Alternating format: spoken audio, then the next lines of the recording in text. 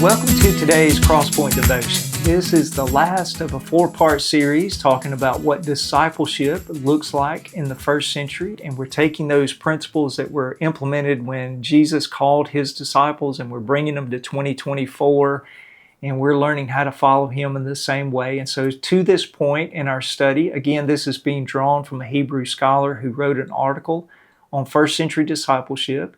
The first one is you're going to live with your rabbi, and then you're going to serve your rabbi, and then you're going to listen to the teachings of your rabbi. And then the fourth step is you're going to observe your rabbi.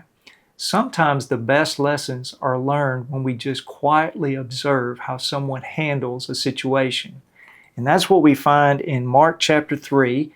I'm going to read a few verses, and I want you to put yourself into the situation where the disciples found themselves. They're observing what Jesus does in a particular moment. And here's what it says. Jesus entered the synagogue again, and a man was there who had a shriveled hand. In order to accuse him, they were watching him closely to see whether he would heal on the Sabbath. That would be the religious leaders, the Jewish religious leaders were watching Jesus on a Sabbath to see how he was going to respond to a man who had a need. It says in verse 3, he told the man with the shriveled hand, "Stand before us." Then he said to them, "Is it lawful to do good on the Sabbath or to do evil, to save life or to kill?" But they were silent. After looking around at them with anger, he was grieved at the hardness of their hearts and told the man, "Stretch out your hand." So he stretched it out, and his hand was restored. Immediately the Pharisees went out and started plotting with the Herodians against him, how they might kill him. Now, if you notice in this passage, the disciples do not say anything. They are simply observers on a Sabbath, and they're watching how Jesus is going to handle a very delicate situation. A man needs his hand healed. The religious leaders who are present want to accuse him of breaking a law in regard to the Sabbath, and the disciples are simply watching what unfolds. And what Jesus does is he has the man stretch out his hand, and as the man stretches out his hand, it becomes whole and he's healed. Therefore, Jesus didn't do anything really to break the law, but more importantly, he was teaching the disciples a lesson. People are more important than laws.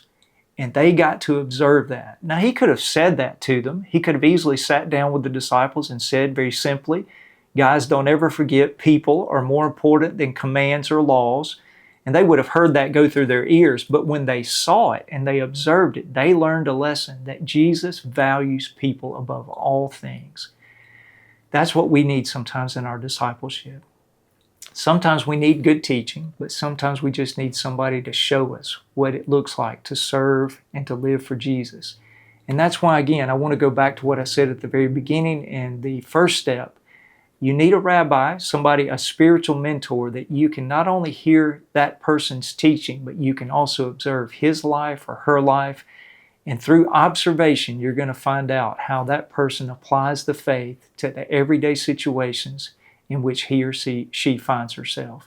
So I want to encourage you again, find you a spiritual mentor, live with that person as much as you can, spend time with them, listen to the person's teachings, but also observe his or her way of life.